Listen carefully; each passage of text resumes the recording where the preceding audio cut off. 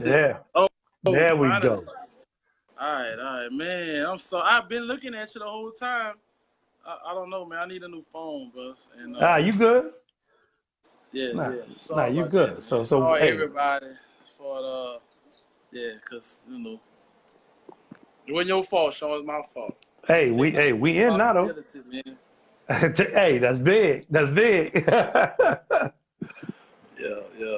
That's So I'm big. gonna be moving around a little bit. I was thinking I do it from my computer, maybe a little more Nope. stable. Oh, that's cool. The Yeah, you phone is can't do it good. from your computer. All right, all right. Well, I'll tell you what. You got to Got look my like something to boys prop right you. here, guys. Y'all good? I'm gonna go in the back. Yeah, go I'm like get good. up on a table or something. You know what I'm saying? Like Yeah. a glass, put it up against a glass or something. Okay. All right. Let's see where I'm gonna go. I can. All right, see how real this is, y'all? It's real. It's not staged. My computer. It is not Yeah. staged. No, not at all. Not at all. So I'm getting it together, y'all. I'm coming. I'm coming. Get it together. He's here. Okay, we got you on now. That's most important. I'm coming. I'm That's coming. most important, right there. This is my back. So what we're doing is we're gonna share. Everybody share it. Everybody share it so that people can come check it out.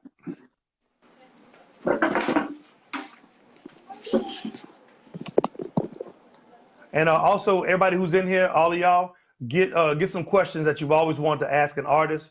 Get them questions ready, and I'm gonna give y'all the signal uh, whenever y'all can ask those questions. All right. All right. So we got Leon in the house. So Leon, you set? Yeah, yeah. I think I'm good, man. I love Paris today, man. All right. Ain't Yeah. nothing wrong with it. Is a good city. So Yeah, yeah. I got to go there one time. The airport, just to catch the plane. I know, Got a man. T-shirt. Me too, dog. I mean, Yeah. I've been to Paris airport. Right. I Yeah, didn't get yeah. to go out the airport. Yeah, it was. I was doing some show out there. I used to do a lot of stuff in Europe. Hmm. I don't remember exactly where I was at, but we had to You was catch the probably with Phil plane and Sorry. probably. So Probably with what country that was? France. England, France. France, Yeah, you was probably France. with Phil Sorry at the I don't remember the name of that festival, but yeah, out there. Matter of fact, I Yeah. remember seeing the flyer. Okay. Yeah. Yeah. Yeah. At the time, I used to do a lot of stuff in Europe. It was fun, man. It was an experience I'm gonna remember forever, man. I don't get to do that no more.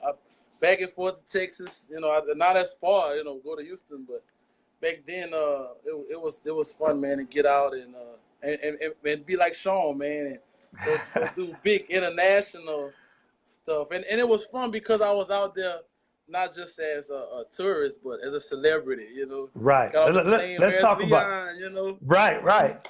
had Let's my talk about entourage, and yeah, that, bro. So how old were you when you did that? man, that was a long time ago, probably about 10 years ago. I'm So you was like 37 now. Yeah, man. So I'm getting like you, man. I've been in the game a little while. so you were how old? I guess about 26, 27. Yeah, so you 26, 27 years old. Now explain to the people who've never been outside the country. Number one. Now Yeah. I'm gonna share with you the first thing that kind of freaked me out whenever I went to South America. Not so much in England, but whenever you go to the Netherlands, you go to Holland, uh, when you go to all the South American countries, you got the military with them M16s, them Yeah. AK-47s. You know what I'm saying? That was scary. That was Yeah, scary, man. you ain't got nothing with you. You ain't not, you know what I'm saying? You totally legal. But it's just seeing those cats, standing up there with them heavy artillery, man, that just makes you. It made me nervous. It made me nervous big time because you see it on TV and you hear about people going to these countries and getting abducted and getting caned and Well, yeah, all I this. wouldn't. Yeah, I wouldn't think about that. But hey, see, good point. When you go to somebody else's country, you need to It's different understand what they're. laws. You got to understand what the laws are. You spit on the ground in Indonesia. I think it's Indonesia, right? Wow. If you spit on the I don't ground, know. you're I gonna don't get know, man. caned. You know what I'm saying? You're right. Okay. So you're 26, 27 years old, never been out the country, got your passport probably just so that you can go to this gig, right? Yeah. How does it feel whenever you first, what are you thinking about whenever, first of all, you're thinking about that long flight? You ain't never been on a flight that long because now you got to take 2 or 3 flights because you got to fly into the UK first and then hop over to France. Yeah, yeah. Yeah. I was excited at first, but as the process started going and we got on the plane and we going there, I was a little scared and uncomfortable. You know, like I said, being on the planes, like almost all day. You know, Oh yeah. that was tough, man. Well, you know, whenever you go to England, you actually gain a day. Right. You know what I'm saying? Like you leave at like 5 o'clock and then you get there 8 o'clock the same morning. Right, So like it's like you went back in time. Back to the future. Huh? Yeah, you went back to the future. You know what I'm saying? Yeah. But so, you know what? Another thing I want to share with everybody, when I got out there, and we got to the venue where we were performing, there was this huge, massive picture of Buzu, and I felt like I hadn't really appreciated who I was and my culture and my family and what we done until I left. I don't know if that makes sense. You know, being here, I was like ashamed to be. Yeah, I went to Southern and I was ashamed to be this little country boy playing an accordion. But then when I got away from here, I was like, man, we have a beautiful culture that people respect. So I got a different appreciation, you know. So I'm gonna come back to college because me and you have similar experiences on that. So now you're in France in a whole nother country. I know one of the first things that got you was, man, I should have learned Creole. Because the people thought I knew it. Right. They expected me to know it. And I was like, expect us to know it. I felt like, you know, like I should have learned it. Yeah, bro. Because they cherish it out there. You know? Yep, zydeco takeover watching. Buzu, Buzu was a legend. You know, I almost felt like Ziggy Marley or, you know, how they'll come and Bob being to lay these tracks and open these doors for them. And then you grow up and you understand and it's like, wow, this is so much bigger than me. Yeah, man. It's amazing. You know, that's one thing I want all these young, I see we got a lot of young artists on right now. What I want them to understand is that whenever you call yourself a zydeco artist, a Creole artist, or however you want to call yourself, but whenever you start playing our Louisiana Creole music, right? What up, Marquis? Right. Hey, Marquis. How you know Marquis? Marquis Spears, Leon, from Southern? Marquis? Let me see. Marquis Spears. Oh, I can't see my people. You can't see. No, they hollering at you too. Hey, while he trying to figure out where y'all people. I had it turned off. Okay. Can I flip my phone, put on the charger? Let me see. No. I'm upside down? You upside down. All right. Let me bring it back. Let me get my charger. I was playing football outside with my boys. Yeah. Shout out to my sons, man. They just come from open house. Play kids. Let's see. I want to make sure it's charging. Okay. So yes, I'm good. So y'all young cats, man, when y'all decide to put an accordion on and go out there and label yourself as in the same category as everybody who's come before you, there's a responsibility. And I don't think most people understand that responsibility.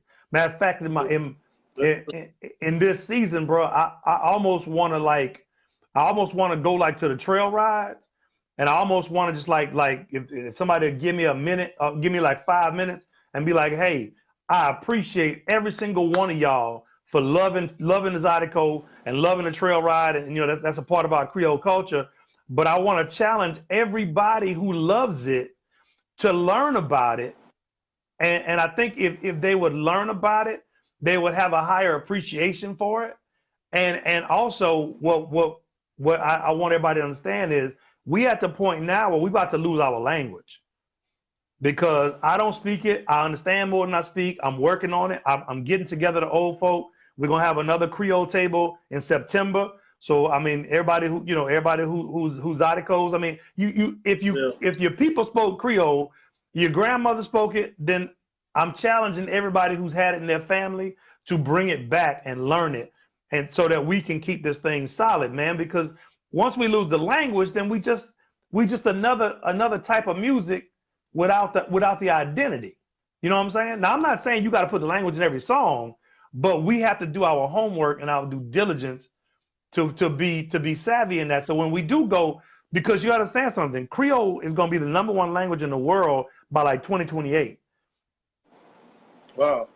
Because Africa, there's a whole bunch of countries in Africa that speak it, whole bunch of countries in South America that speak it. I mean, there's so many Creole pockets around the world. It's ridiculous. You know what I'm saying? We think we just as small, but bro, we are part of a big worldwide thing. And you know, and I want to do so off my soapbox. So Leon, but you know what? I think a lot of youngsters are kind of like me. We're not even conscious of that. You know, we think I know we just in this little box. Yeah. And we could just do whatever we want to, and we don't realize we have a legacy. You know, we making history, and people are watching us. You know, they really, and not just people in St. Andrew Parish. No, you know, people all over the world. You know? Bruh. Yeah. That's and look, man, that sounds so. You know, me and you go way back. Me and you go way back. That sound, I'm real. It sounds really, really good to hear you be that conscious of what's going on, because I need y'all to do that. You know what I'm saying? Because I don't always follow through with it. I'm guilty of it myself. But I get caught up, you know, sometimes. Bro, we trying to live. It's really hard. I mean, I've been trying to learn Creole for the last 3 years. You know what I'm saying? I had a plan about how I was going to do it and make it to where everybody could just go and get these modules and everything. But bro, it takes time. And while I'm trying to survive and live, and I've been 2 years working on this project, you know what I'm saying? Stuff goes. So don't feel like I feel like for me it's a fear that of wanting people to like my music, you know, wanting to be accepted, wanting to be popular, you know, wanting to be that big dog in the game. And you know, you think that if I do make people like me, then you know that's success. But I'm starting to get to a point. And it is. Yeah, it's a balance, but I'm starting to get to a point where I'm confident in who I am, and instead of going to the people, making them come to me. And like you said, being a trendsetter, you know, I don't have to make my music like this or like that. Right. I can set trends. I can put certain things in my music just because I can, you know. Because I'm the artist. You listening to me. You know yes. Yes. Yeah. So the conversations like this, I think, are important. They really are, man. Because you know, and I know you know whether you wanted to listen to when you were 25 and 27, because like when you was 15 to the time you got to Southern, you was up in front of the stage. So when I come talk to you, you was soaking it up. But then as soon as you strap on an accordion and I'm coming talking to you, you was very respectful. But I can see it in your face. Yeah. Hey, I saw it in your face. You was like, man, Sean old, man. He don't know. Sean trying to make me do some stuff I ain't trying to do, man. Yes, yeah, you know, yes, sir. I just didn't understand it. I really didn't understand it. And then being at Southern, people laughed at me when I tried to talk about playing on accordion. So you segue right into what I was gonna go. Go with that. Yeah, they like, you know, they connected with Steve Urkel, which is in our community like a lame, somebody people laugh at. You know what I'm saying? So for me to have an accordion, you know, it was a label. And at that time, I still was really secure trying to find myself, not only as an artist, but as a person in society, you know? Yeah. And, so it helped having people like you around that been through that, you know? Yeah. Kind of give it that wisdom, you know? I didn't understand it at the time, but as I grew and things happened, it started to make sense. You know? Yeah, man, because at the end of the day, it's like when I was at LSU, now here was the big thing for me, man. Here was the big thing for me. When I got to LSU, like I wasn't really doing zydeco. You know what I'm saying? And then when I was there, my cousin stopped playing drums with my dad, and I started playing drums with him again. And so I was at LSU, I was doing the thing, and then I realized, I said, wait a minute, I'm at college trying to find a career when I have a family legacy and a family business, that if I put all the stuff I'm learning here in college and I apply that to the culture and the music, then I'm winning on all kind of levels. So then I got back into it. When I got back into it, what I did not do, I didn't really share that with people that I went to school with. Me either. Oh, it wasn't because of that. I just didn't share it because I was busy working. I was paying for school. I had two other jobs. I was hustling, Right. but then And we me too, actually. being in a band, I wasn't around zydeco, you know, Well, at I was in the all. band. I marched to LSU. Yeah, I yeah. can, I'm gonna tell you something, bro. I can't tell you how I did it. I played zydeco on the weekends.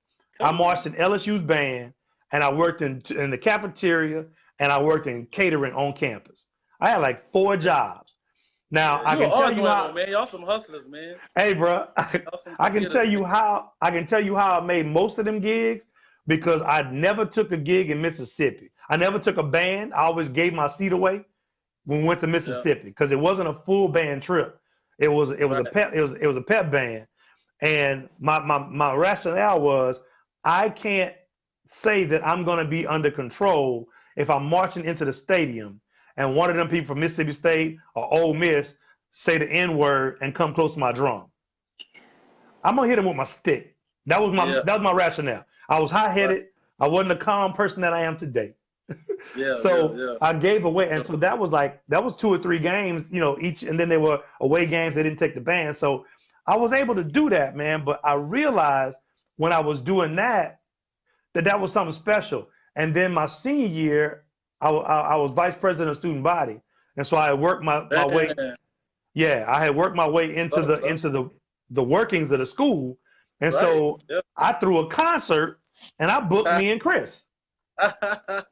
And then I also played. Wow. I played for homecoming by the dorms and everything, you know. Yeah.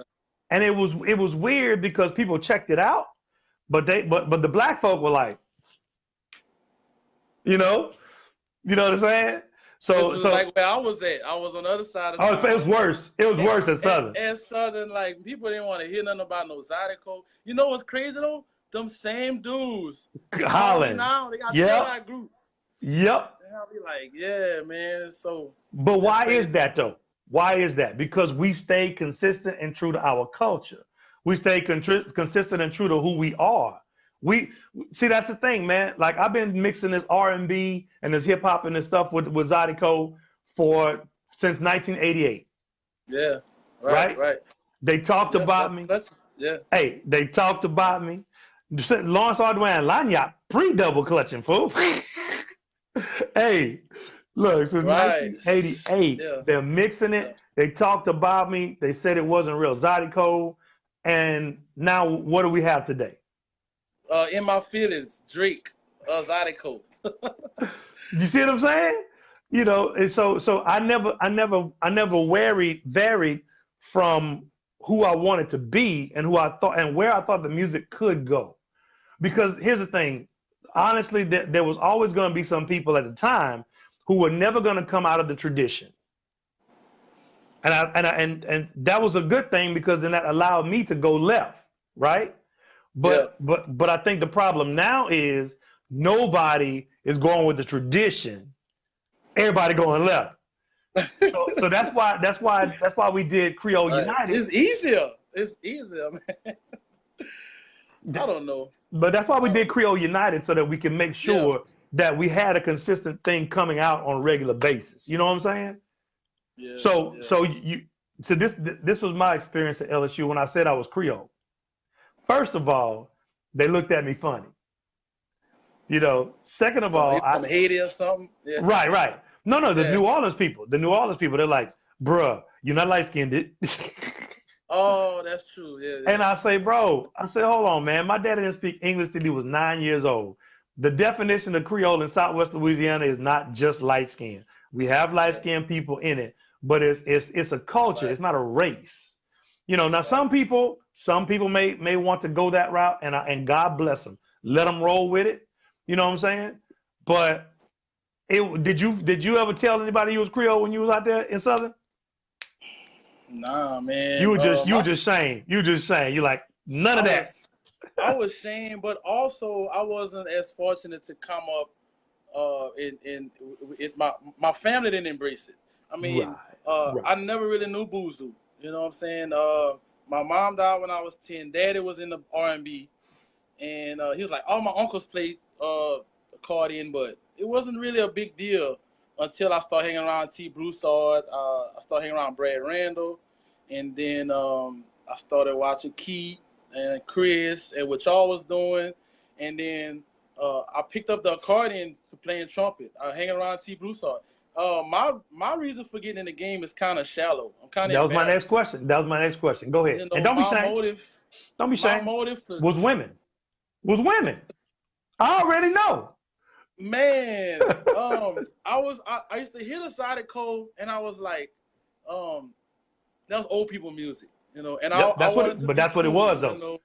That's what it was. True. That's why I was working Yeah. so hard to change it, because True. I was That's like, true. this is so fire. I really believe that people, if they gave it a chance, that it would Yeah. work. And you know, Yeah. So I started playing the accordion because I seen T. Broussard had all the chicks, and T. Broussard was why you going out? Why you had, out in T. Broussard, bro? Why you out in T. Broussard, bro? Because it's true. It's true, bro. Like, I'm serious, man. Like, mom died. I was making a bunch of bad decisions, and I was vulnerable. I was hanging around whoever would show me love, and daddy was playing scrub board. So that's how I started hanging around T. T was the cool guy. He had swag. I remember Keith Frank and Booze on him, but again, I seen him as old school, you know. Yeah. And Yeah. then Because we're a they lot older started than you. doing it, and I was like, and I seen Brad do it, and and he had all the girls. So I was like, man, give me that accordion here. And they left the accordion with me like a week. T left me his accordion. And why they did that? It was history, you know. And I fell in love with it. And it wasn't really till I got away, till I went to Southern, and I started trying to get into rap and R&B, and I started realizing, like, man, my family made this music. Like, you know, this is a big deal. You know, it's not. I was finding myself, man. So I had a real insecure childhood, and coming up, I was just talented. I played trumpet a lot. I played piano, and then I went to Southern, and from afar, I was watching what you and Chris was doing. You know, I liked it, y'all stuff. You know, and that was by design. So it worked. Thank you. Thank you. It worked. It did. Because people don't tell me. People don't tell me this. Even though y'all wasn't really as popular back then. Right. You know, it was all about, you know, Keith was the man back then, and who was Step. Actually, when I was with Chris and them, it was Buzu, then it was Bojack. Keith didn't really get popular, didn't really take over until after we broke up. Because Bojack was still hot in '99. Yeah. I think. Yes? Right. When did Bojack die? '99? I'm not sure, Sean. It was around that. Yeah, I was a senior in high school, so I judged everything by the Zydeco Fest. By Labor Day weekend. Well, the fest, that's where it was at. That's where it was at. Remember the Zydeco Festival they did? Bruh. We had in '99, we had 98, 99. Well, 97, we were working our way up. The 7 o'clock spot was the hot spot. And we had got to the 7 o'clock spot in 98, 99. I think about to be 99. 98, 99, somewhere around there. So we was at the hot spot, and then we broke up. Yeah, I remember y'all came out with Commitment and all of that, and I remember I'm a cowboy, Zydeco. Yeah. I remember that was, and of course, what that was, the Lake Charles connection. Lake Charles connection. That was big, you know. I remember when y'all came out with that. That was like, man, these dudes, they really coming up. Yeah. And but I was paying attention to y'all, even though it wasn't like everybody else wasn't on y'all, because they was you know, following the hot. Following the hotness. Yeah, they were following the hotness. We were still too young. Chris was still too young to be considered, like, the industry was totally different. He was still, you know, he and I were still too young as a group to be considered on the same level with Bojack. But the music was there, though. We was killing it. Like, they didn't give y'all that chance, because y'all never gave us a chance to pay y'all dues. Yeah, right. We were on the cusp, man. We were almost there. And they said Bojack, Zydeco Takeover said Bojack died September 10th, '99. So right after Zydeco Fest. Yep. Yeah. And then after that, I keep plugging T. Broussard, because he was the first one giving me a shot, you know, to get on stage. But you got to stay loyal. He opened my eyes to it, and I met his mama, and then I got to the Creole stuff, and then when I got to college, I got tired of being in a band over there. I was like, man, I really want to do music, but I didn't want to really be a full-fledged R&B singer or rapper. and then my sister really helped me, and then I came home. I started following, going to Mark Savoy. He used to have those jams. Still The have jam the jams in session. the morning. I Yeah, started going to festivals. I had braids back then, long braids. I I cut know. my hair. You was I at tried to all clean our up my gigs. image. You was at all our gigs, bro. Yeah, I saw in the you. back, studying like Your daddy kept bringing you out. Your daddy drugged you at first. at first. Yeah, At first, yeah, he drugged you. Then I started seeing you without him. right. Yeah, yeah. See, bro, I pay And attention. but I wanted to be part of it. I seen all the youngsters in it and all the girls. And once I learned how to dance, It was I over. was like, I was a dancer back then. I Yep, loved it. I me too. loved being able to dance, and they knew me.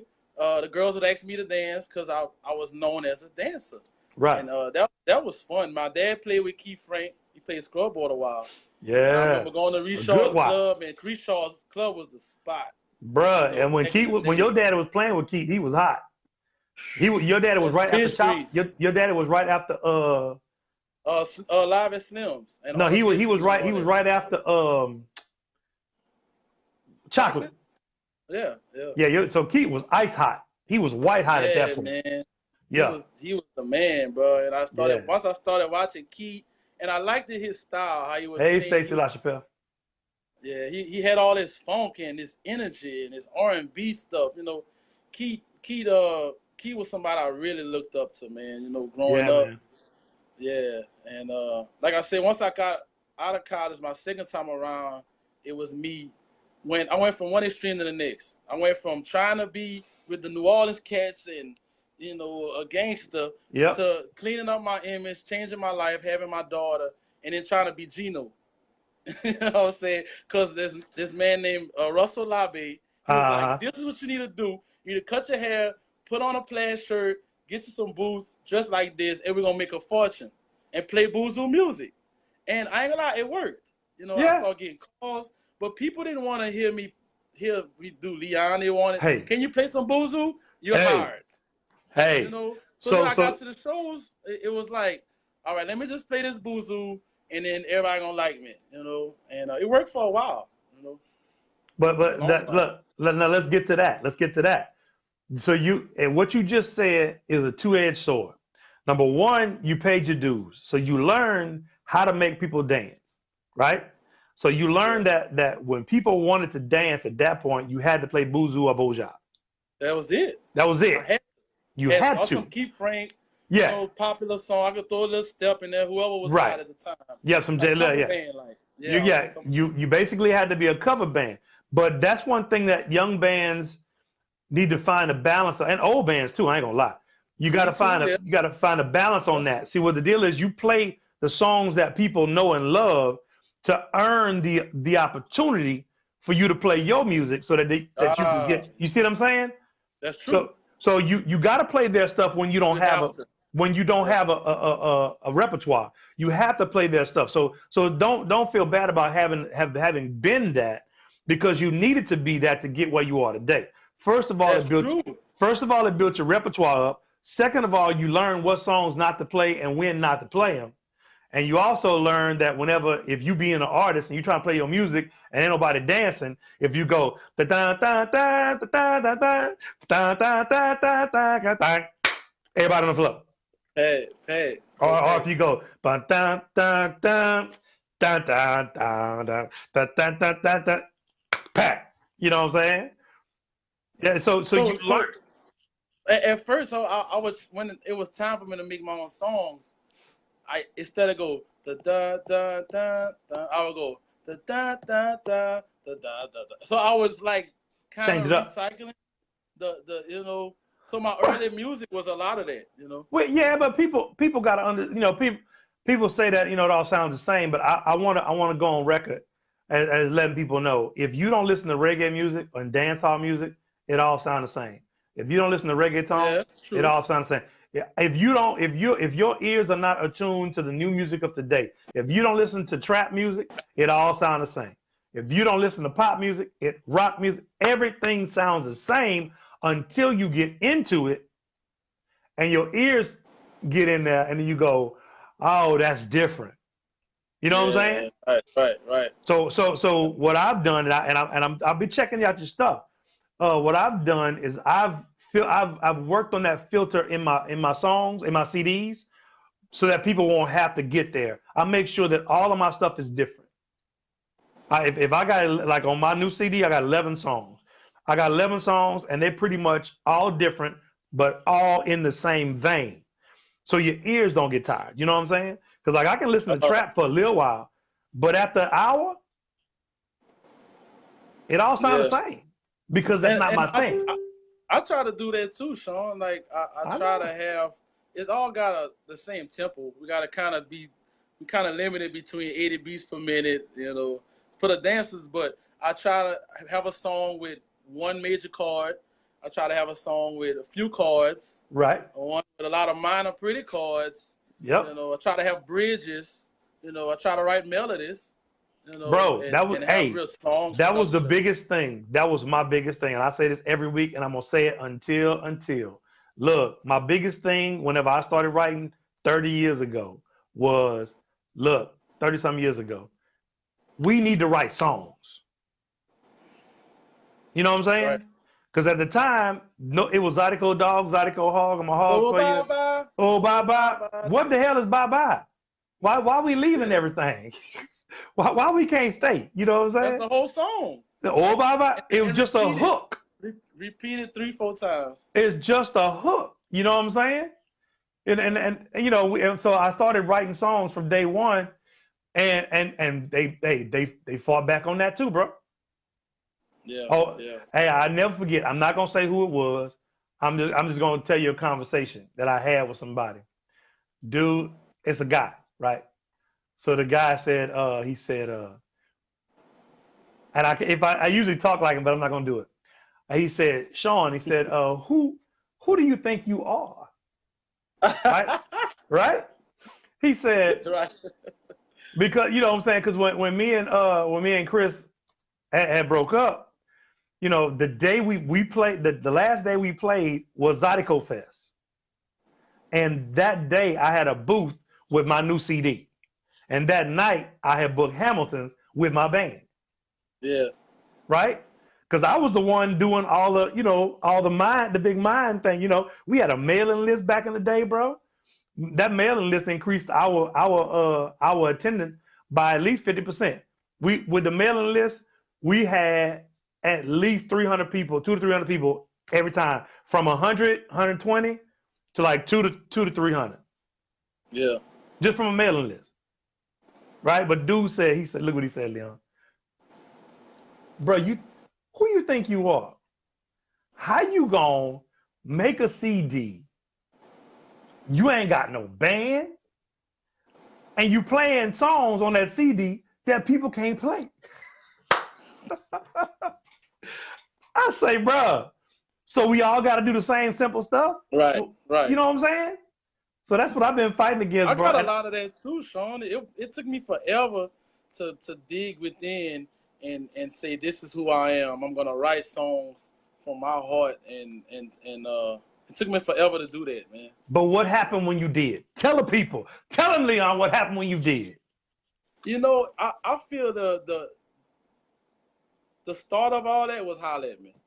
I wrote Holla at Me, and it's a lot of rapping and hip hop stuff, melodies. To me, it was songwriting, but it didn't sound like the traditional Chanka Chank Zydeco stuff. Right. I used the bass line from Don't Look No Further, which was Tupac, my favorite at the time, Right. So I was like, I'm not going to put it out. I'm like, this just going to be something for me to have fun with. Me and my friends laugh about it, but I'm never going to put this out because I'm not going to be able to get no more work, Right. And, but everybody who heard it, they loved it. It's either they hated it or they loved it. And I was like, my sister told me, in order to make a difference in this world, you have to either people gotta love you or hate you. You can write and both is fine. Day, but both is fine. Remember you. Yeah. The worst thing in the world is for people not to have a thought about you. Right. Yeah. That means you don't matter. And that stayed with me even to this day. You know, a lot of times I take chances on stage. I say certain things from my heart, not knowing how people are gonna respond. And the older I'm getting, the more I'm learning. That's why people are rocking with me, because I'm genuine. You know, I really I tell the truth. You know, I be myself, and it took a long time to get to that place though. But I did holler at me live one time, and a few people liked it, and the other people didn't hate me. They didn't boo me, they didn't throw eggs at me, and that's what I was afraid of. So I was like, oh, they actually kind of unaccepted. Well, let me see what they think about this. Yeah. You know. But what happened, Leon? You earned it by giving them what they liked, and then true. Once you gave them what they liked, now they're open to saying, okay, well, we know you can do that. Who is Leon? And then when you drop them out the little nugget, they were like, come on, give me some more, give me some more, give me some more. Bro, I mean, I'm loving the fact that you're able to do that, bro, because it has been, you know, and I'm going to go on record and say it's hard being a trailblazer. It's the loneliest. It is the loneliest position to be in. It's so much easier to do what everybody else does.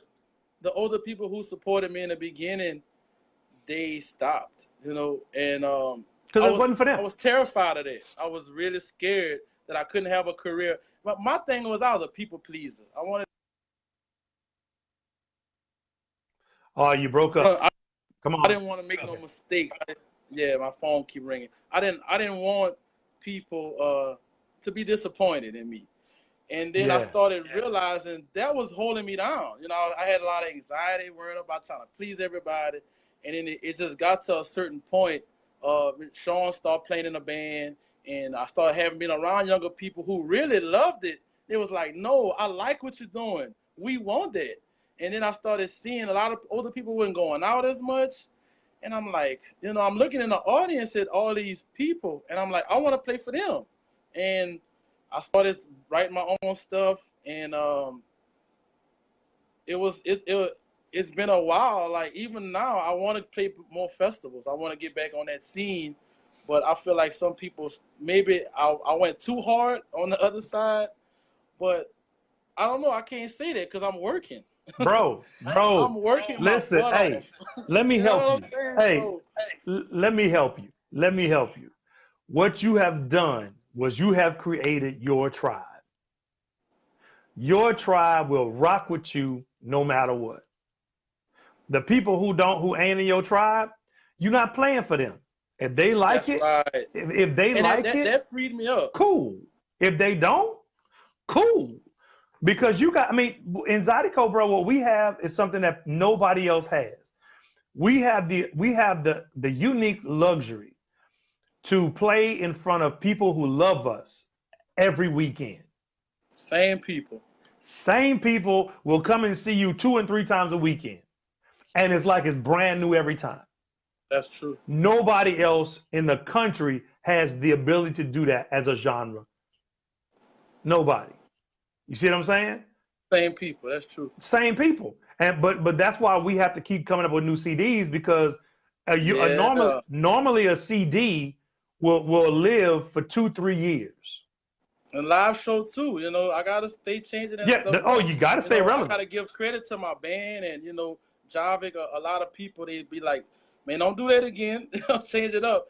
You know, because it's the same people. Like, for real. Yeah. They'll know the show. If you do the same show, they'll know it, and they'll tell you. Now look. Let me give you a little feedback on that. The same show is not bad, because there also is a portion of your people who are coming to see that. That show, that's true too. So I need you to, as a band leader, you got to do the balance of, my band is tired of playing this, but the people ain't tired of hearing it. Right. So you got to balance the two. So what I would suggest, is that you remember that the people who pay you are the ones who matter the most, right?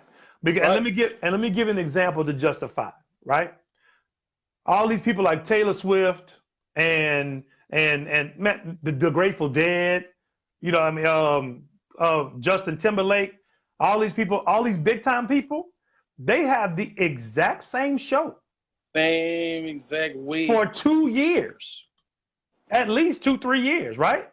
Maze has the same show for the last 30 years. And people will go and sing the house out, sing the lights out. Playing at Southern. Everybody talk about Southern, the greatest band. We learned a certain show at the beginning of the season, and we kept it there because we didn't perfect it till the end of the season. Exactly. And it perfected at Bayou Classic. You know what I'm saying? But what I'm saying is this. Right. There are people who go to every single Taylor Swift show, every single Justin Timberlake show. They go to every single Rihanna show. They go to every single with my boy Bruno Mars show. It's the same show. Yeah. But they go faithfully. And by the time they got to the third point, they know what's happening. And they still pay hundreds of dollars, Leon. Hundreds of dollars. So what we got to remember as artists is that, yes, we're artists. Yes, we like to be creative. The band is always going to want to do something new. But the band has to, you as the leader have to realize and help them to realize that we not up here for us. We up here for us and that we love to do this. But without them, it don't matter. You know what I'm saying? Yeah. And they love the fact that we do the same thing every weekend because they wait for it. You know, but you know what I'm learning too, though? You got different levels of loyal fans. You got some fans that really come every night. Yeah. But then sometimes, you know, I find myself in front of a different audience. Like, let's say I might go up further up north Texas or North Louisiana. That's a whole nother audience. Yeah, and like that, I really keep it the same because it's tight and it's easy and we know what we're gonna do. But then sometimes I'll go certain places where I know these people done seen me a lot, and then I'll just kind of throw in something different, and they enjoy that too. And that's what I was gonna say. You keep the same, but what happens is now that you've done what they know, and then you flip it, and then and the hands go up. You know what I'm saying? So it's like you can't. I don't want you to get caught up in every audience not the same. Right. I don't want you to get caught up in trying to be so creative that you out-create yourself. That's a good point. Music is studio-wise too. Bruh.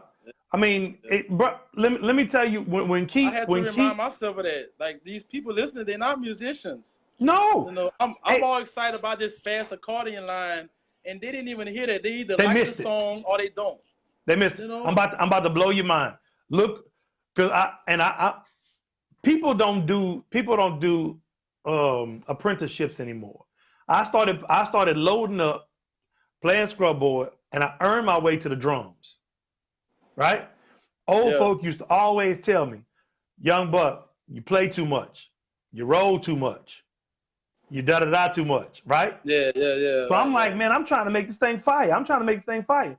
But I realized after listening to, like, because I put in what was it? That's the lick. And that's the lick. Everybody doing it now. Right? I'm doing that. This is 89, 90. And I'm doing this. But what I realized playing drums, what I wasn't doing, I kept losing the groove. I played a great role. But in the process of me playing that great role, I lost the groove. And the music, popular music, is the music of the people. And the people don't want to think. They want to respond. So whenever you giving them something super complicated, it makes them think. And they don't like that. And another thing, it took me a while to learn, like they say on Drumline, the people don't hear me. They hear the band. That's right. So I had to learn as a drummer, I had to learn how to do all the stuff that I needed to do to push the music forward while maintaining that groove. You know what I'm saying? So I would do stuff, but if you notice, you go back and listen to that double clutch and stuff, you never lost that drive. Right. Yeah. You know? Yeah. So it's the same thing with what we do here. We got to figure out how to make the music palatable for those people who are looking for deeper while still keeping it simple for the people.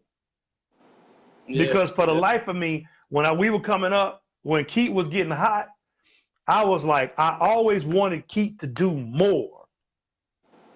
Right? But Me too. Me too. Because I'm like, man, you were right there. You were right there. All you had to do was, and in the song, I was like, bro, you started it. It was there. Right? Right. Yeah, yeah. But what I didn't understand, and what Keith understood totally clearly, was that popular music has to be simple. So as soon as you leave simple, now you've left popular music and you've gone into something else. That's a good point. But you know what? For me, I think I was trying to impress musicians. And then at a certain point, I realized musicians would not, I can't make a career impressing. They don't go to shows. It got to be about the people. Hey, musicians don't go to shows. And when they do, and they don't go to shows. We are competing against each other. You know what I'm saying? But you Leon, can't do this. You ain't better than this. You know, I'm going to impress this musician. And that they don't matter. It's the people who matters. And they not musicians. And Leon, when they come to your show, what they coming to do? Criticize. I do the same thing though. I always want to hear. I be like, man, Nah. Yeah. And you know what? That's one thing about me, bro. I love this music so much that when I go, the only time you'll get me talking crazy is if the band is up there and they ain't perfect their craft. You want to piss me off? You want to get me talking smack about a band? Have me pay my money to come see you and support you, and I come to support you, and you on that bandstand with that bull. Oh, bro. Yeah. I'm going to be nice about it, but I'm going to stay to the end. I'm going to catch you later, and we're going to have a conversation. Hey, whether you want to or not. So if musicians, y'all see Sean in the crowd, don't look at him. Focus on your fans. Oh, no. Why you doing that? No, I'm just joking. I'm just messing with you. No, hey, if you jamming, look at Sean, because I'm going to be jamming with you. I'm going to be jamming. Bro, because look, another thing, Leon, I want to encourage you for is listen. Can't nobody beat you at being you, bro. Can't nobody beat me at being me. When I go to see you, if I go see you play, if I go see Porter play, I go see anybody, I'm not competing with them. So I'm not worried. I'm not there to critique them. I'm there to jam. Now if they up there dialing it in, I'm be mad. Because I'm be mad. I ain't gonna lie. You know what I'm saying? It'd be like you going to see Bruno Mars and Bruno Mars dialing it in. Right.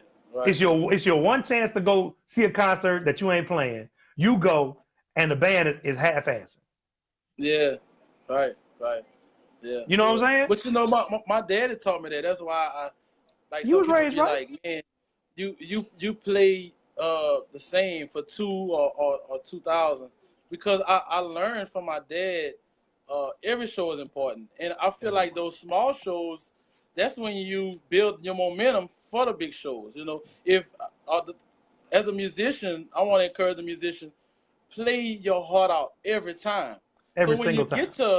You get to the big show, it ain't nothing different. You ain't gotta try putting what I'm gonna do, put this pressure. Go harder every chance you get. You know, you never know who in that crowd. You know, it might be 2 people, but that one person that might be willing to book you. You know, he might be on a committee at some festival. Or, you know, so you just never know. Yep. Say, bro, look, can I go a step further?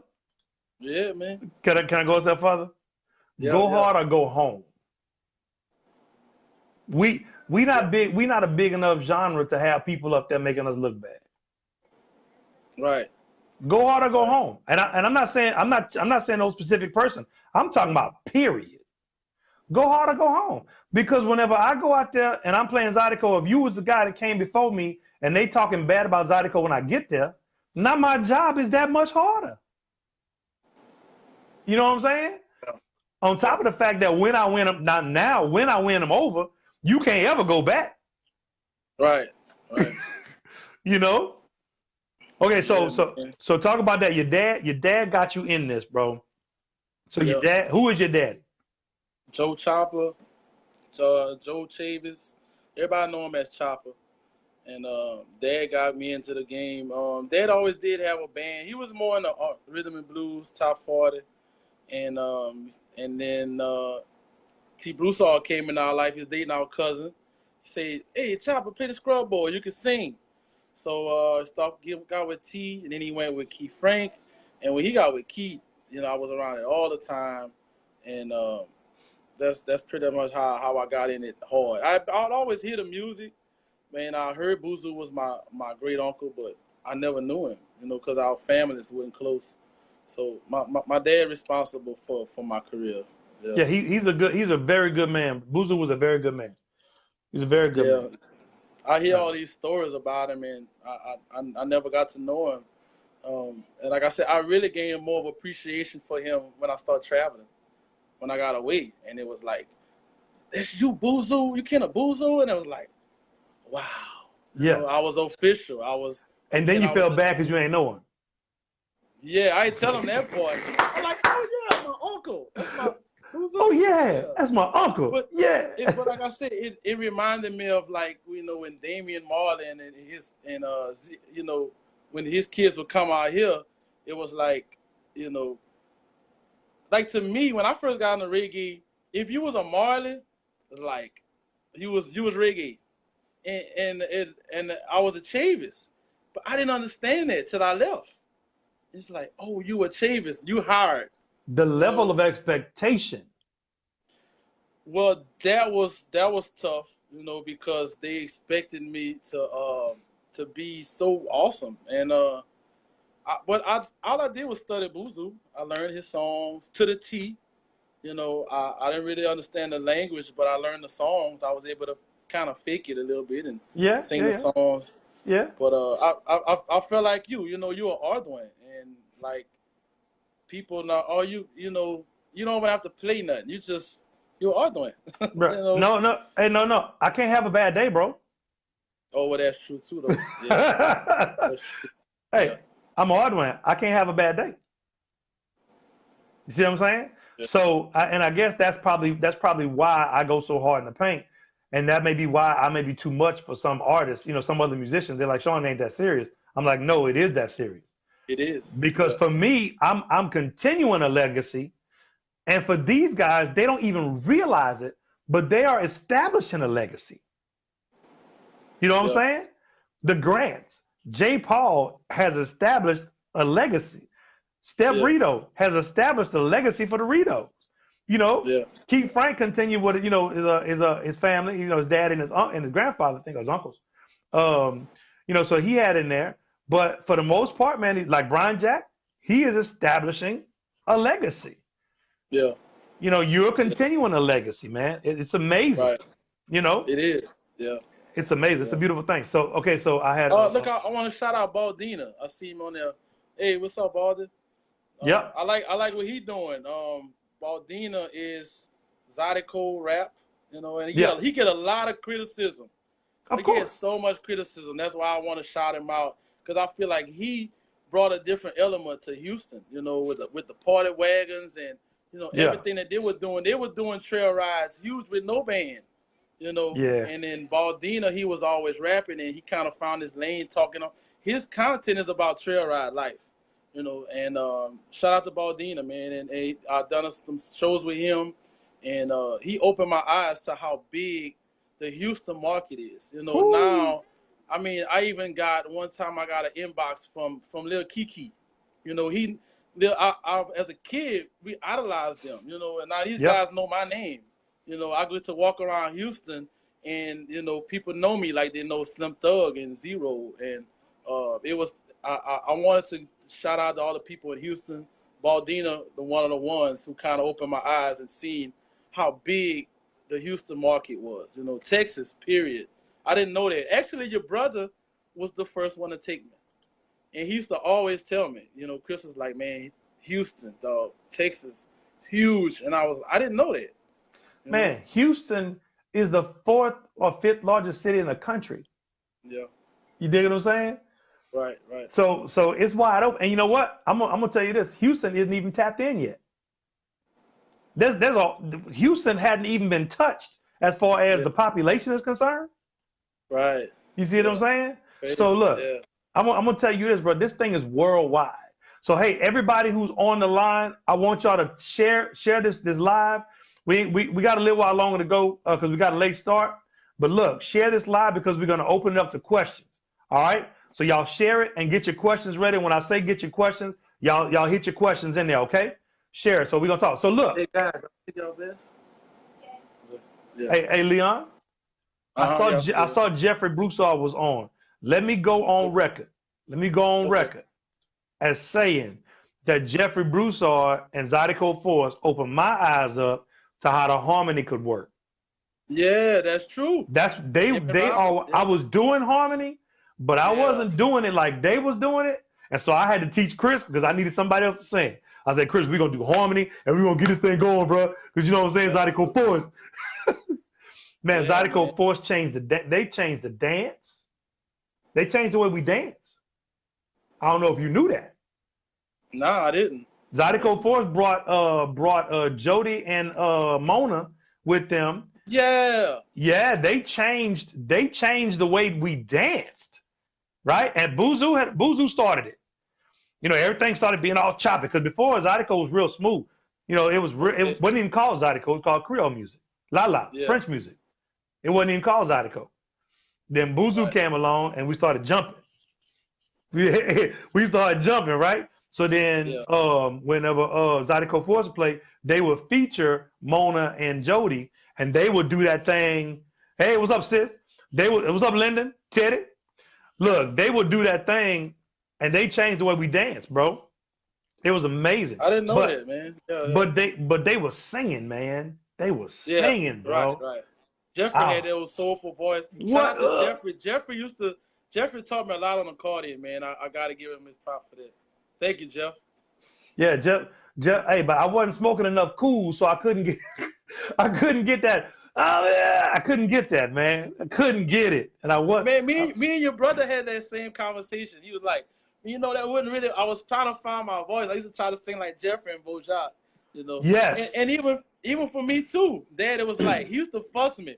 Stop trying to start like, you know. Bro, I was fussing Chris. Sing like you know. Bro, I was fussing Chris like that. I was doing the same thing because, like, first of all, you need to understand something. Chris would not sing until he could sing like that. I remember when he was a little boy, he would sing. The very first song he sung was at the Zydeco Fest, and he sung "Let Me Be Your Little Dog." Yeah. Oh, let me be your little dog till your big dog come home.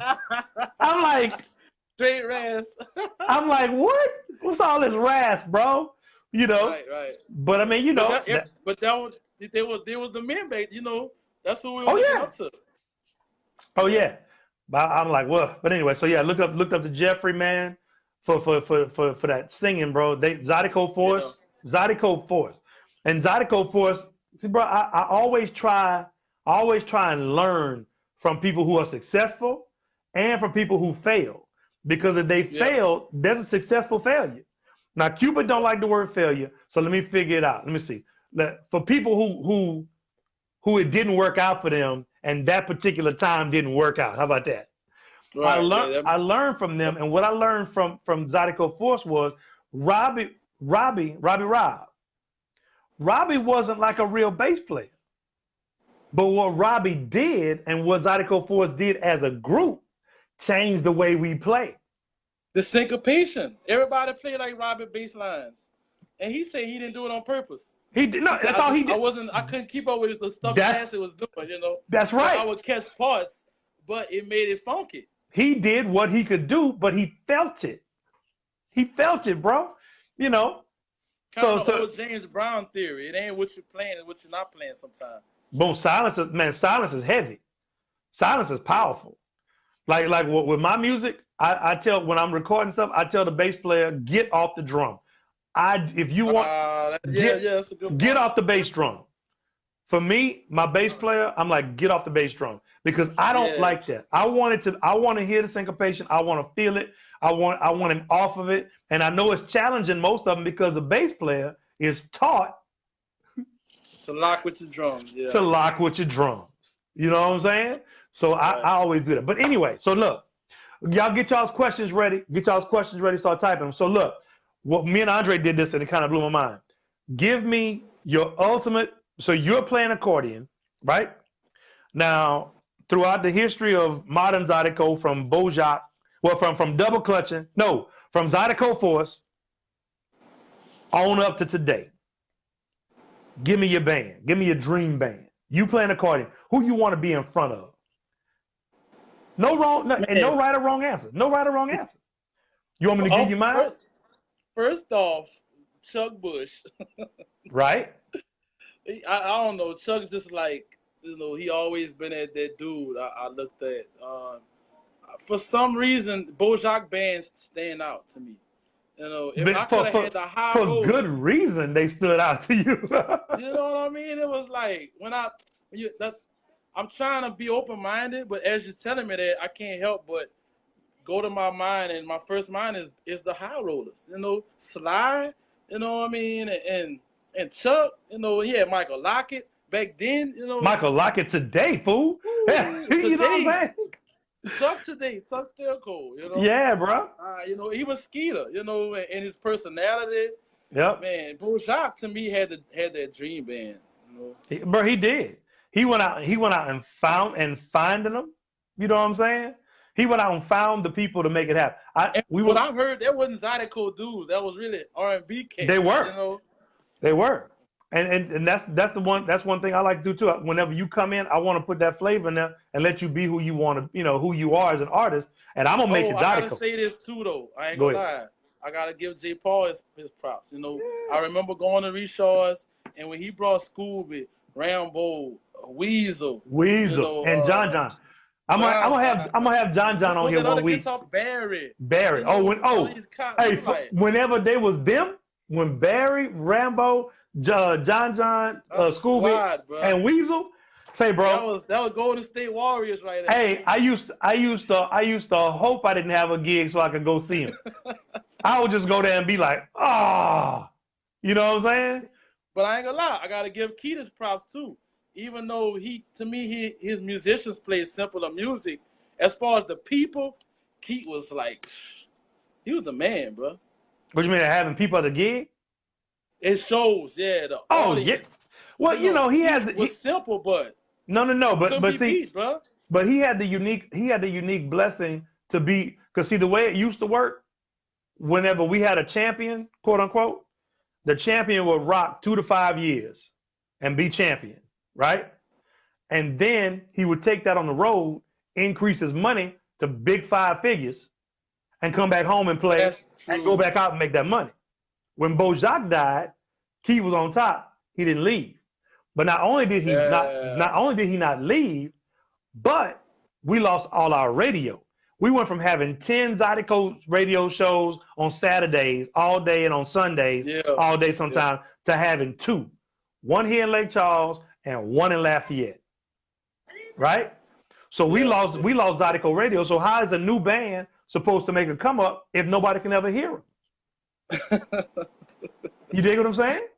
Yeah, Key was always smart, man. Businessman. Even with the sound system, he was coming with all these, with the speakers, man. And it was like, wow. When he came and played the Chicken Run at the Habibi Temple, and he brought them EV speakers out, he had 4 speakers on each side, and he hurt my teeth. I stood in front of them things, and it hurt my teeth, bro. Like keep playing with those EVs, them 4 bottoms. That was the first time we got called for sound from people in our neighborhood. Yeah. That was crazy. Okay, so your dream band, you just gonna rock it? You just gonna say I'm gonna plug and play with the high rollers? I don't know, but now I'm thinking about Paulo band. I'll be between those two, man. It's hard, bro. I'm saying individuals. Because that's more, let's go individual. Yeah, see, make an individual, you know what I'm saying? I'll put it to you this way. Let me go one real quick. I had time to think about it. All right. I want Raymond on guitar. I want Rambo on guitar. Right? Yeah, for sure. I want my boy Derek from Double Clutching. Derek Greenwood. I want him on bass. Right? I want you know what? Keyboard players. I mean, Michael Lockett is solid, but I would want. I'm not even gonna go with a keyboard player right now. I'm not even gonna go with it because I don't even know. You know what I'm saying? I'm not educated enough on who play keys in people's bands. Yeah. You know what I'm saying? Because I want somebody who don't push the transpose button, and I don't know, and I ain't got to watch and see who ain't pushing the button, so I can't call it. But what? Hey, but I could have Derek on bass, Barry and Rambo on guitar, John on scrubboard, with Jody as a backup. Jody LaMelle as a backup. Oh yeah, Jody's right? a beast, man. Yeah. And on drums, for me, it'll go now. Shoot. I always get weird on drums. I always get weird on drums. My boy Savar Martin, he played on my new CD. I took him to Italy. He killed the game. See, because I need somebody who can play the zydeco beat, but then they can go with me when I go left. Yeah, right. Savar Martin. Okay, so now who's your solid 5 or 6? Go. Who playing drums? Man, that's a hard question, man, because right now, the band I got now, you know, I love these guys, bro, and what we able to come together. I gotta say them, man, because well, but look, no disrespect to them. No disrespect to them. Okay, we understand you got to fire your band, but we talking all time. Like they get to keep their job, Leon. They get to keep their job, but on this one gig, you got whoever you could have had in history from zydeco Force to the day. If I can't pick my band, all right. If I can't pick, you can't pick your band unless you got. You know what I'm saying? You can if you want to. If you want to do that, you know what I'm saying. So we know you got Chuck on bass. Who else you got? And I can't pick my band, right? Because I like my band. Man, pick your band if you want. Just say your band. I just feel what I've been able to accomplish lately it's been because of those guys, man. Javic, Denzel, you know, Sean, you know, all that input. What we able to present as a show is like I gotta say my guys, man. Sweet. Hey, I'm with that. You know, hey, you just let them know what kind of pressure you put them on. You just, Jay, tell your guys. So guys, y'all, come on, man. Let's tell go, your man. guys you went on record on all things music and talked to all these thousands of people that's gonna watch this show, this live, that they were your all-time dream band. Let them know they gotta live up to that. Y'all, so guys, I need y'all to go shed, go practice, right? All that good stuff. Scooter, Justin, you know, all my guys, bro. Look, I believe in y'all, man. So I'll put y'all against all these great legends, you know, and the relationship we have, we respect those guys, and we really study, you know. So now that you've done the politically correct thing, now put your guys to the side and give me your all-time greatest. All right, we're gonna say besides your band. Chuck, Scooby, Rambo, keyboard. I like Michael Lockett, man. Okay. Michael Lockett, scrubboard. Man, I don't know, man. I like Jody. You know, okay. I remember being a little boy watching Jody. Yeah. You know, hey, Jody with the hat. Yeah, man. Yeah, bro. And right. And John was such an entertainer. His personality, you know, he was big, man. So yeah. Okay, sweet. Okay, so now everybody get your questions. Start sending in questions in. We're gonna ask some questions. Leon, you open to answer questions? I forgot to ask you if you was open. Yeah, for sure. Look, I forgot to ask you if you was open to answering questions. Hey man, the other thing, man, I want to preach to while they're getting them questions coming in. I got a new CD coming out September 14th. Pre-order is up now. I'm gonna put the link in the comments. Y'all, please look. I need y'all to understand something. I'm saying this for me, and I'm gonna say it for Leon. I need everybody. If you buy and support zydeco music, please consider supporting me and Leon. We both have new projects out. This is why I'm asking y'all to support us for real. Okay? Because the industry is watching us. If we can make an impact in the industry right now, I know I have a publicist, I got a team that's on board. If y'all can help me make an impact, I can help increase the visibility of zydeco in the market. If everybody buy a Leon CD right now, you got a CD or a single? The one came out yesterday was a single. Okay, if y'all buy his single, then we can help put Leon on the map, because right now sales are really weird. Y'all saw the stuff with Nicki Minaj, how she's tripping that she only sold 200 some thousand, but 200 some thousand is number one right now. Right. The industry is totally different. So yeah, streams and all that stuff going on. Yeah. Okay. So Jermaine, is it Prada or Prey? Jermaine Prada. Okay. Jermaine wants to know who you think the best accordion player is. Who I think the best accordion player is? Yeah, all time. Give all time. Give a one. Give a winner and a runner up. I don't know. I'm thinking maybe like, to me, Cliff, because he was ahead of his time. You know, the way he was able to put all those blues, licks, and scales, at a time where nobody was playing accordion like that. Between him, I really always looked up to Andre Theory. As a kid, I always looked at Dre. To me, it was amazing to watch how fast he was and how fluent he was able to get around that triple note and some of the tricks and the chords. He's able to play Tex-Mex and so many different styles. He could play any kind of Clifton Chanel song on a triple note. I always looked up to Andre, man. Yeah. Yeah. So Andre? Lil Pop. I thought Lil Pop was always fast too. Yeah. I like Chris too. Your brother, Beast Keith. All those guys is amazing, man. They're so quick. They speed the runs. Yeah. Okay. Even Lil Nate be doing some nice stuff too, man. Now, if you talking about fast, what you call it? Dwayne Ducey. Ooh, I forgot about Ducey. I don't get to see him often though. Dwayne Ducey actually won the title of best accordion player in the world. Yeah, and he's an entertainer. Yeah, Dwayne is a beast, man. I forgot about Dwayne because I don't get to see Dwayne much. He always in New Orleans. You know why? Because he playing for his tribe. True. You're right. You dig what I'm saying? I heard he working like crazy. Oh, he working. You know what I'm saying? So okay, so y'all give okay, what about the women players? Who's the best? Who is your favorite women accordion? Yes. Oh man, I only really knew Rosie coming up. I knew Dora, but I always just respected Rosie. She wasn't fancy, she wasn't fast, but she played with a lot of feeling to me.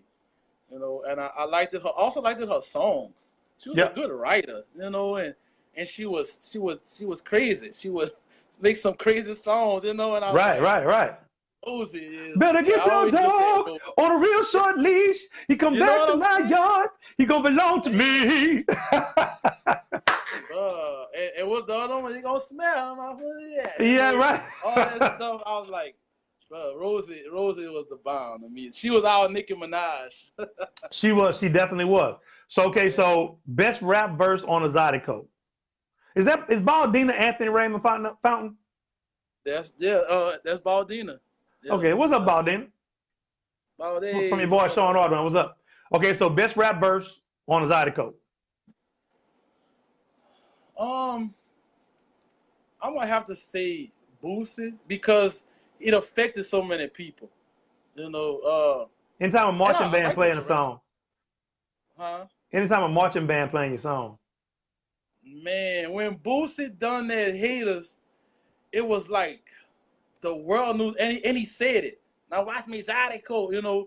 Well, that was Levels. Levels did say it like that. But some Boosie said, he says he was the first one to me that was just like, it blew my mind, bro. And everywhere I went, there was like this Hater song with Lil Boosie.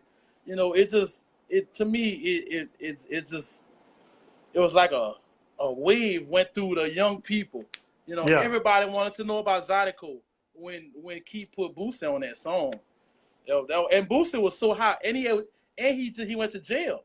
Yeah. Right after that, So the verse was great, but to me, the way it affected the people, it Yeah. was huge. You know, Boosie was Tupac, and to have him on a zydeco song and him to go to jail, and that was crazy, bro. Yeah, To me. man. Okay, Yeah. so I got a question for you, Leon. Okay. So describe to me your writing process. Yeah. My writing process is it's changed throughout the years. My writing process at this point is all about feelings and emotions, and it gotta mean something to me. It gotta be real to me. I didn't always write like that, but at this point in my career, it's all about a legacy, of telling my story, and sometimes it starts from the music, sometimes it starts from the lyrics, sometimes it starts from the melody, and I just really try to capture the emotion at the moment, um, how I'm feeling in my relationship. Um, if I hear another song I'm inspired by, sometimes I listen to rap songs and I like a certain message, and Feeling in my um, relationship. but it gotta be from my perspective. So like let's say like I wrote the song You Wouldn't Understand. That was a Nas song, and he was talking about how people wouldn't understand their lifestyle in New York. I was like, what if I talked about Zydeco like that? People wouldn't understand our lifestyle, you know. Right. But he didn't have no melody, no music. I didn't take none of that from it. That was all some stuff that I had before. I just really try to make it genuine. And this is another thing I do now. I try to visualize who gonna like it. You know what I'm saying? Like I'll be in the studio and I'll be like, certain people at the show they like this. I'll be like, man, I know they're gonna like this, you know, and I I think about all that stuff, you know, when I'm in the studio. And this is another thing I do. I I try to really not think about if it's good or bad. I just try to make what I feel and I sleep on it. And then I let other people hear it and I let the band hear it sometimes. And then I got tons of songs. I believe in writing a lot of material, you know, and Because it's a then muscle. It's a muscle. it's a muscle. It's a muscle. Yeah. Because once I learned out Michael Jackson's process, Chris Brown, uh, T.I., they'll go in the studio and make 70, 80 songs, and you know you're gonna have 10 bangers, you know. So, but it was hard to do that. I had to buy my own studio and you know, learn Pro Tools. You know, I didn't have the luxury of having a team, you know, so I did a lot of stuff myself. And just throughout the years, certain songs I noticed people like, I'd be like, well, maybe I could do one similar to that. Or, well, I try not to think too much, but that's pretty much how I come with my music. Man, that's good, bro. And you know, and This song was a lot of people telling me I was clowning with the Drake song. I threw it in the show, and people were screaming. And then my partner Raphael from Houston said, "Man, you should record it." Some other people told me you should record it. You should record it. And I was like, if I'm gonna do it, I gotta make it my way. You know, so I wrote my own lyrics. I wrote it from a perspective of a young black man from Lawtell on the trail rides, and you know, I listened to how Drake did it, but I was like, I gotta write it my way. I gotta tell right. it my way. I gotta own it. You know, I Yeah, gotta make it me. because you got to perform it. Yeah, and then Remind me, I have a the song. chorus. Remind me, I have a song title for you. Remind me before we get Yeah, off. yeah, I got a song title for you. yeah. And Another thing I try to do too, I try to surround myself around good musicians when I'm in the studio. I try to get great minds together. You know, this one, Corey Broussard is so talented. You know, I was able to go in there with him. I had an idea of how I wanted to. I had the chords and what I wanted to do, but Corey just took it to another level. You know, the way he played the bass lines and that lead guitar part. Uh, and people been loving it, man. It's crazy.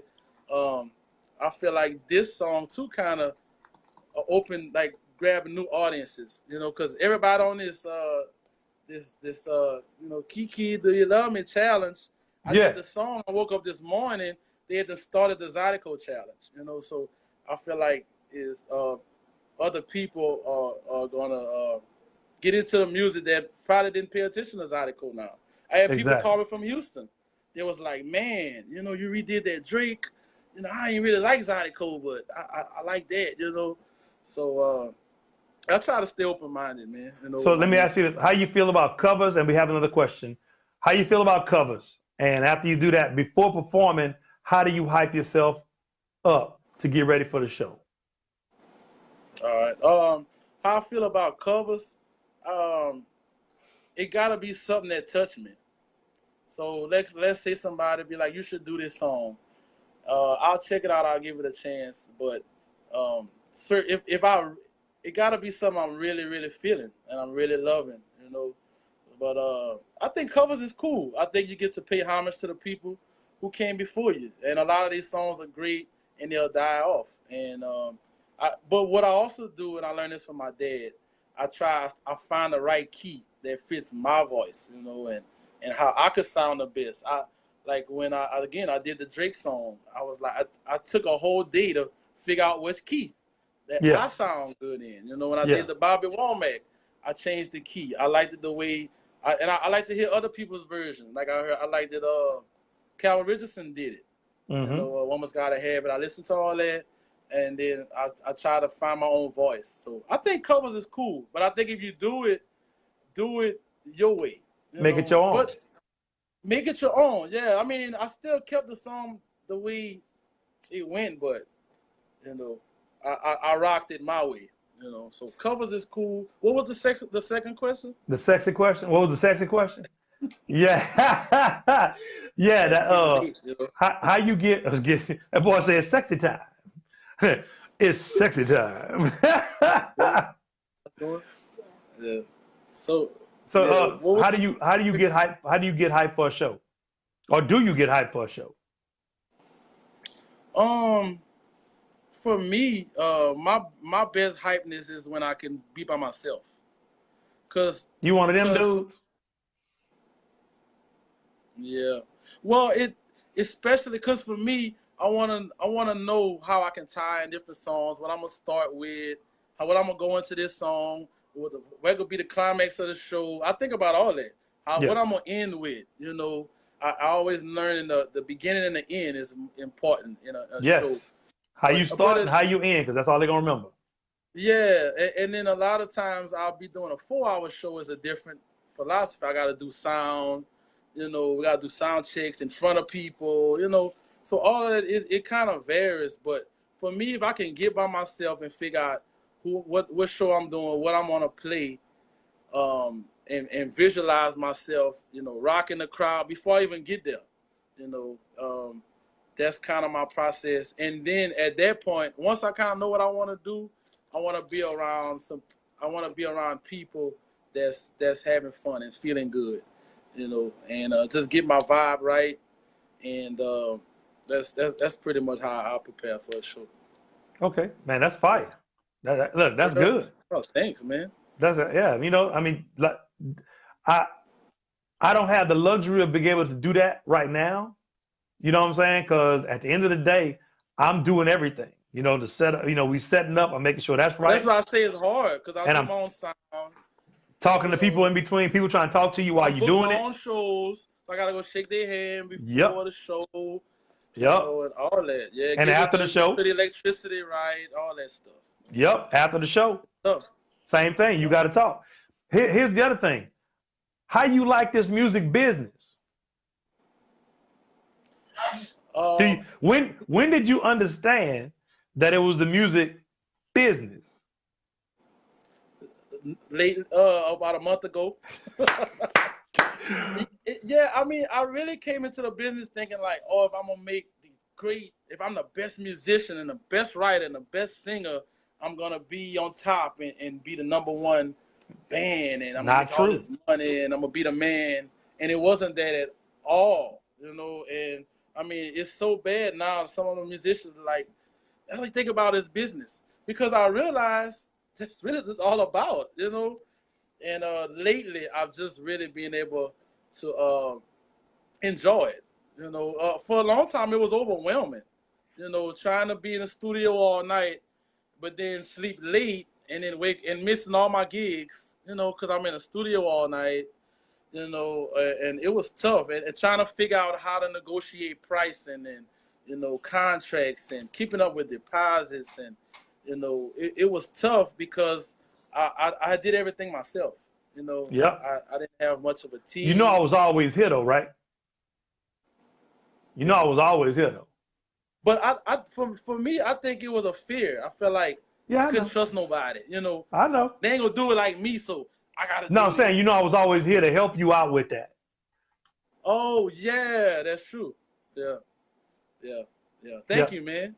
No, I'm saying you could have called. You know what I'm saying? I could have. Oh, at the time, yeah. Yeah, because I would tell you, I was like, bro, call me. You would. You would.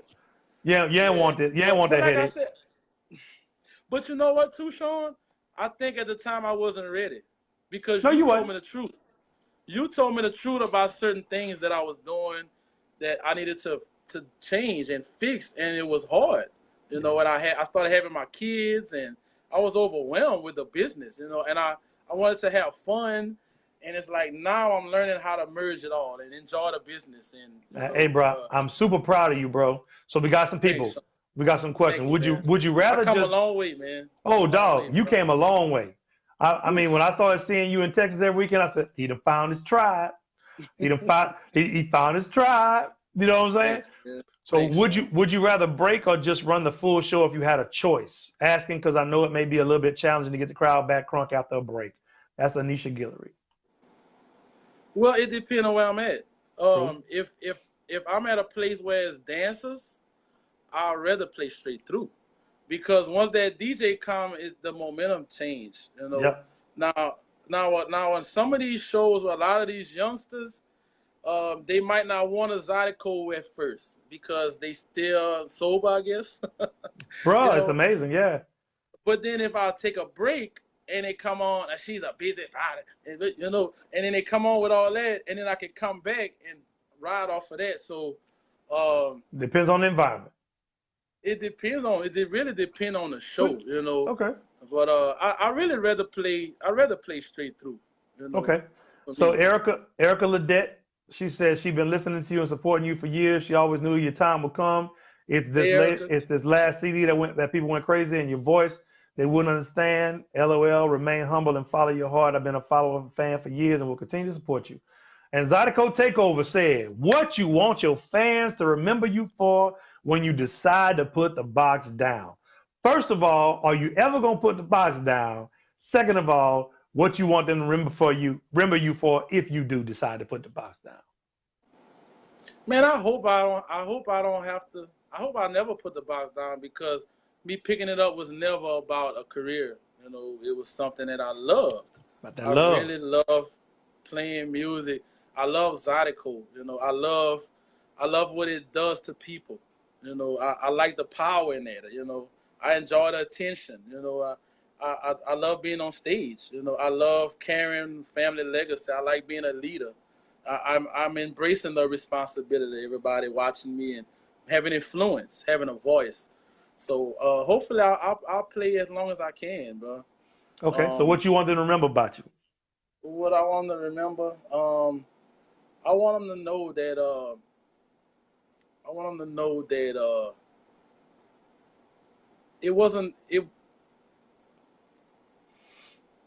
My agenda is bigger than just making money and being on top.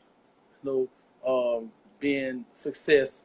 I want them to know that I really did it for the people, man. I did it for my family. I really want to change the game. I want to bring it to new heights. I want them to know that I put my heart and soul in my music. It's not a show for me. It's not just an act. It's not a hustle. This is who I am. Yeah, bro. Because I can't. When I see them cats that's playing, and I ain't naming them names because I don't really have a picture of a band in mind. But when I see them cats who playing, who trying to do it because they think there's money in it, that's whenever I get hot. Yeah. Because they gonna and a lot of them they don't last because the business up and down. You know what I'm saying? You don't love it. Up and down. Yeah, you know what I'm saying? So sometimes I make money, sometimes I lose money. Yep. But at the end of the day, I can sit back and I'm happy. I love what I do. When I'm up there, I'm smiling. I'm really happy. You know, this really how I purge my energy and my frustrations, you know, throughout the week. I love performing. I love being on stage, whether it's 2 or 2,000. You know, People don't realize it. Whenever I took my break, I mean, and I'm never down. I mean, I almost went into like a state of depression for a while. When I'm not on stage, when I'm not able to be on stage, I don't feel normal. That's not normal for me. Yeah. You know what I'm saying? It was depressing for me to not be able to put music out. My studio was down, and I just had to wait and wait. And I had all these songs I wanted people to hear, you know, and I couldn't, you know. And but everything in time. Yeah, man. Yeah. Anisha Guillory, and we're gonna take one more question after her, and we're gonna be out because I want you to be thinking about your last. I know you got stuff to do. It just went long, bro, because you know, me and you got, you know, we got a lot of stuff going on. I love your spirit. Yeah, I love what you do, man. And me and you talk like this all the time, you know. All the time. It's been a while since we had a good talk, but and that's why it's running long. Yeah. But would you be willing to make a track with a woman? Yeah, of course. Yes, indeed. Yeah. That's what I said. I was trying to answer a while ago, but then it started going away. Of course, we made a track with a woman. I've done some stuff with a chick, and we didn't really finish it. But yeah, man, I like that contrast between a man voice and a woman voice, and I think it's interesting, you know, when you're able to be creative and change it up. Yeah. Yeah, man. Definitely. So so here I'm gonna give you the song that you need to write, and I'm giving it to you. I don't want no points. Just send me a shout out. All right. Look, here's a challenge. Figure out a way to put my name in the song somewhere. Right? Because I heard you say something a while ago, because the way I write songs from life experiences. Everything that I come in contact with is liable to be a song. Like that song Fumba Laka Chumba. People think I made that up. I was doing a show in California. This dude say Fumba Laka Chumba. and I literally went, "Hey man, what that mean?" He said that means I like it. Right? Yeah. So then I said, okay. I said, you know what, man? Because this is what I like to do, and I can only do it when my band has been playing with me for a while. I like to write stuff on the spot. So I got the band. I started playing something. We started jamming, and I was like, Fumba Laka Chumba. That mean I like it like that. And bro, I played that song. The flow went crazy. The people loved it, so that's why I recorded it. But the song that I have for you is called this. Zydeco music. Zydeco saved my life. You don't even realize you said it. You don't realize you said it a while ago. It did. You don't. I believe that song will be powerful for you because you have so much to say about that. Zydeco saved my life. Actually, I talk about it in Me and My Drink.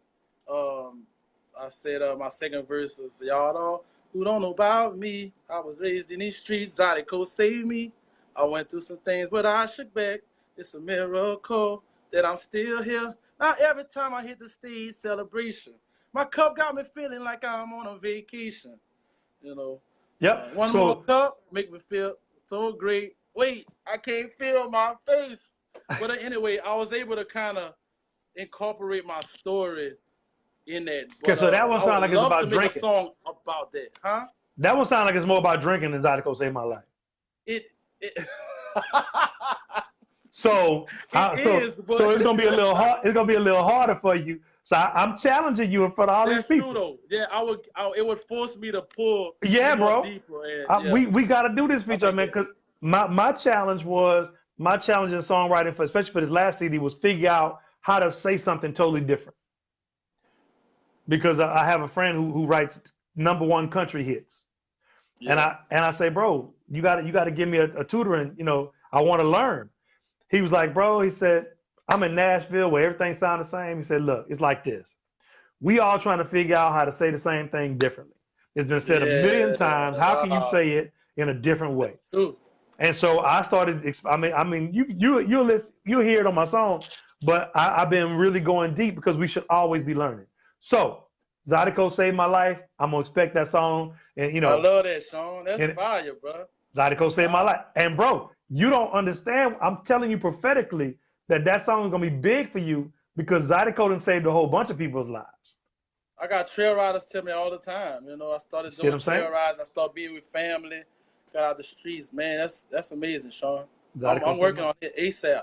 There you go. Yeah. Okay, so Yeah. now your last thing. So we've been on here for about an hour and a half. Okay, so Leon Chavis. I want this to be good. I'm give me a second. Nobody else give no questions. So little bit Benoit say everything you touch turn to gold. See, that's your tribe. Thank They're you, Lil coming Bit. through. Thank you, man. And that's, man, I love Lil Bit, man. People like Lil Bit, bro. Help me build my self confidence and believe in myself and continue to stay in my own lane. Yep. Okay, so last thoughts. What would be your number one? What is your number one goal? Like, okay, so right now, God come down and say Leon, right? God come down Okay. and says Leon. Here and see, I do this when I'm coaching people. I say, okay, so God says Leon, you play zydeco music, right? Yeah. I'm gonna give you what you've always wanted. What does that look like? What is the perfect ultimate situation for Leon Chavis and his band? For the artist Leon Chavis, what is your ultimate achievement, your ultimate level? And we're gonna make it good because we going out on that. I'm sitting back on that one. What's your ultimate level? Ooh, wow. Man, my ultimate, man, that's a good one, bro. Hey, usually I make you write it down and go real deep, but just be surface. What does it look? Well, What is it? that's why I'm thinking about. I ain't just just saying anything. I mean, the first thing came to my mind, and I think that's what I would really want. Now you saying that's just particular with Zydeco, the band? No, you the artist. What are you work? What is your? What are you working towards? What is your what? When you get there, you be like, this is it. This is it. What is that? Musically. I was, yeah. To me, I always did think about Zydeco being on the next level. I know it's not. People say it's not important no more to get signed. No, it's not. But I would like for Jay-Z to call me, or Drake, and be like, okay, we're gonna take Zydeco worldwide. We're gonna market it. We're gonna have a budget. We're gonna have a machine behind you, and we're gonna package this and knock down doors, and we're gonna take Zydeco to the world.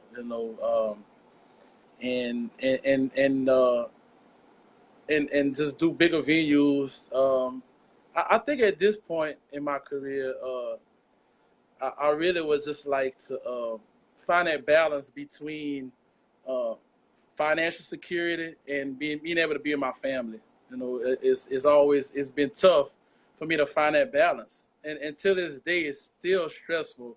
I'm late for this because me and my boss was playing football outside, but I hadn't seen him all week because I've been ripping and running and promoting a new single and spending money on here, spending money on that, and just so I guess what I'm trying to say is just to have a team of people around me who I can delegate things to, and where I can focus on the music and not be so stressed about trying to deal with the business. Dude, and dude. You and I are in exactly the same place. You know what I'm saying? I have a couple of people. Yeah, bro. I've been praying and believing for a team.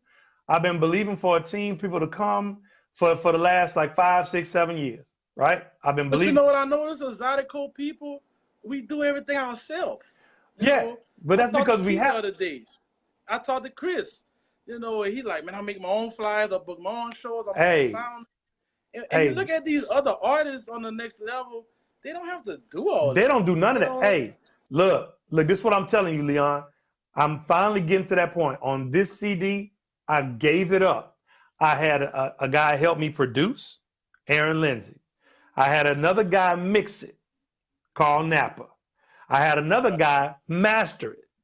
right? And I had You used to another do all that yourself, huh?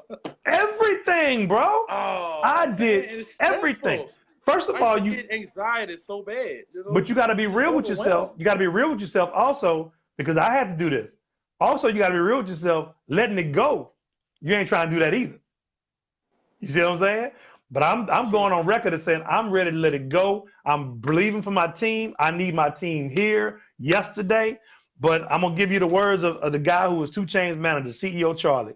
I talked to him on the phone. This is the advice he gave me because I say, bro, you said Jay-Z and them and stuff like that, bro. I'm gonna push you a little harder. My goal is for us to get everything you said. It's always been that.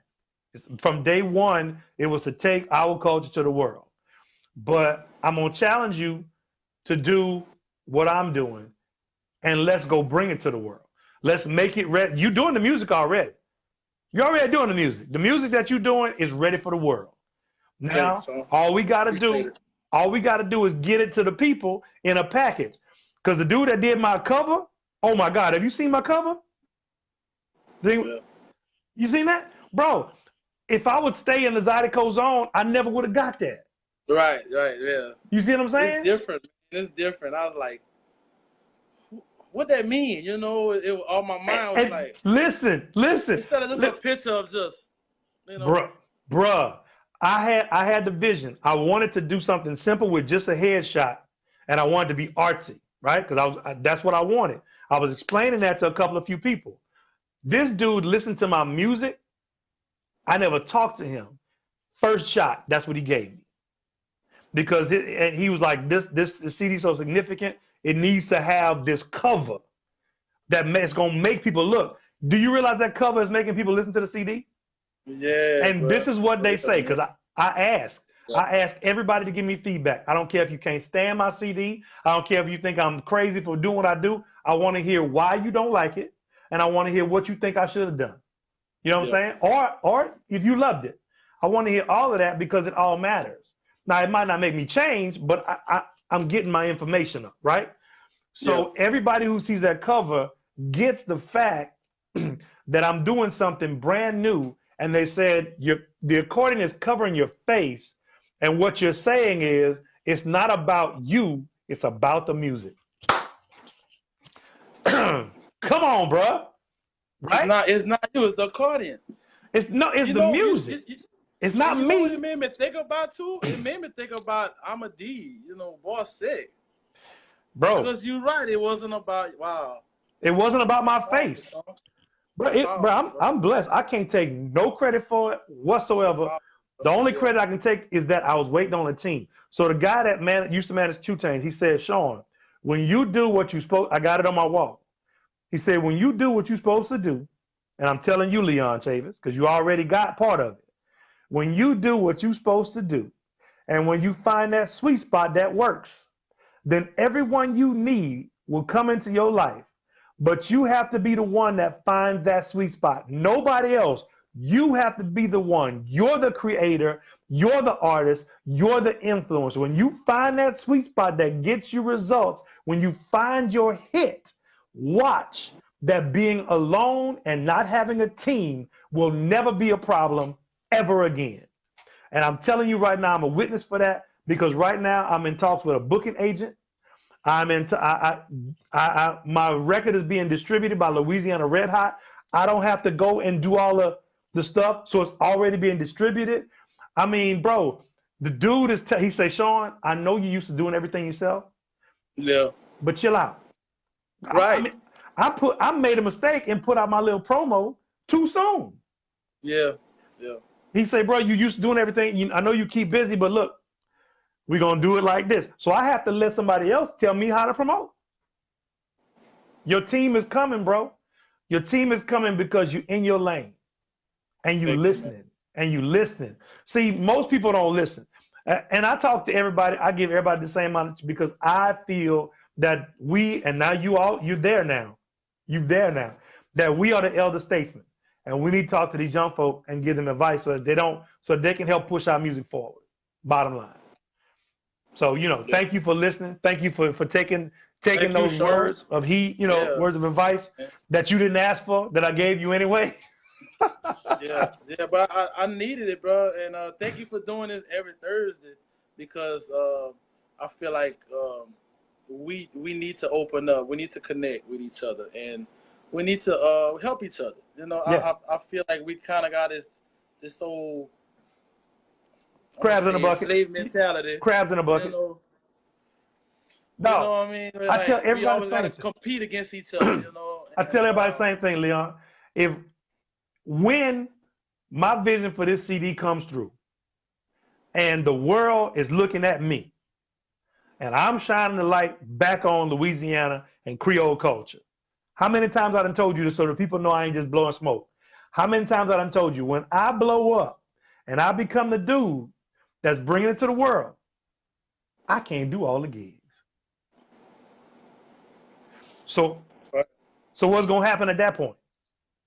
Yeah. You got to be ready to take advantage of it. You know what I'm saying? Like, if you blow up tomorrow, I'm excited for you.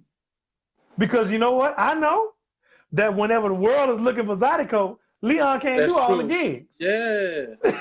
Leon, the world is looking for zydeco. Leon can't do all the gigs. So I got to have my stuff together. So when they come looking, or whenever I call them, because I ain't going to wait for them to come, I'm going to go get it. You dig what I'm saying?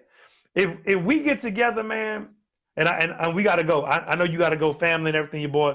Look, if we could come together as artists, not only can we improve this game, because most people don't realize that we don't have 401ks. We are strictly on this based on how much we can do this. We are trading our time for money. And that's why it's so important that I was stressing to you about the business part. I was like, Leon, you can't do this forever. You got to figure this out, and you got to make this thing work. And you got to make the people who are booking you understand that. Yeah. And by any means necessary. So, yes, we are going to the world. Your dream will come true. I hope I can be the one to help you realize that dream. It's coming. Sean. The folks are going to know about zydeco because I'm telling you, bro, the moves that we making, and I'm covering Woman's Gotta Have It. I'm gonna play the Leon Chavis version. I'm learning it right now. Thank you, man. Thank you, bro, for everything, man. Like I said, I remember being, young and you used to always talk to me, bro. You always did that for me, not just now and what you're doing for, every week. Every Thursday? Every Thursday, 7:30, man. I got people. I feel like you always was that dude. You always was the one, was able to see the best in me. Wouldn't criticize me or make me feel bad for what I was doing. You was like a big brother.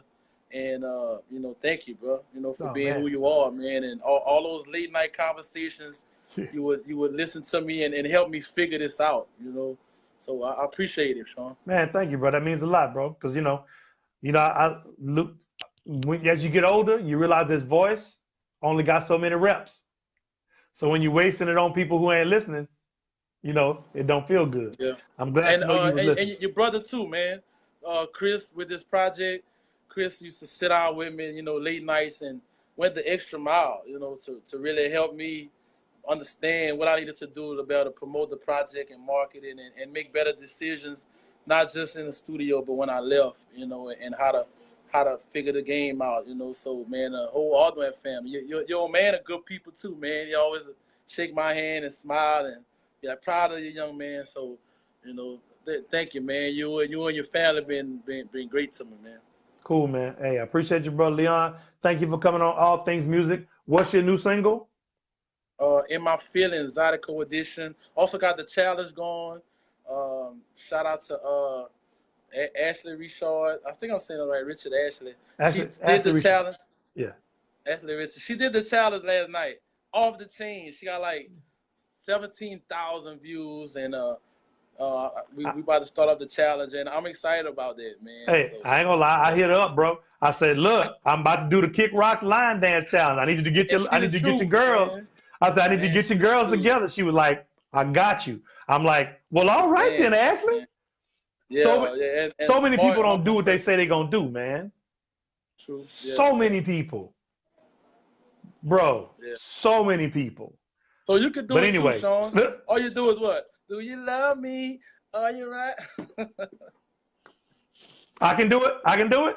You can do it too, man. Hey, go ahead and do the challenge. I tell you what. I'll do yours if you do mine.